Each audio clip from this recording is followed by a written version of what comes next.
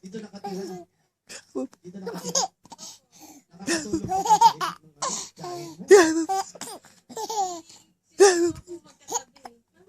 halika mama.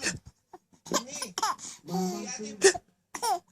Ate mo ba may pamilya na rin sa Singapore?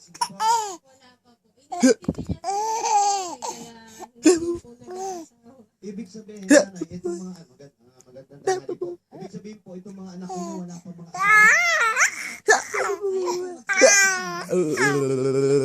Asawa pero ayaw po. si kuya. Wala nga trabaho, kaya tambay-tambay muna. Oo, kinikita niya lahat sa ganito. Ganun talaga ang tambay.